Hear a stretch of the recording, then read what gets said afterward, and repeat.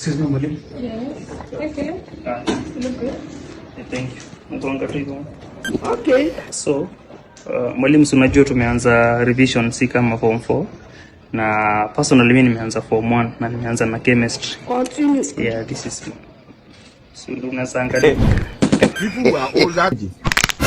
But Philip, you know my literature teacher. Mwalimu, si ulikuwa unafanya nini? That was long ago. Ulikuwa unafanya chemistry ukiwa high school. Okay. Yes. Philip, Yes. what's a flame? Flame is fire. Salale. Differentiates between luminous and non-luminous flame? So luminous. The blood of Jesus. I'm very stupid. I'm very foolish. Philip, I think you need a lot of coaching. Okay. Mwalimu, si uko coach wangu. Anyway,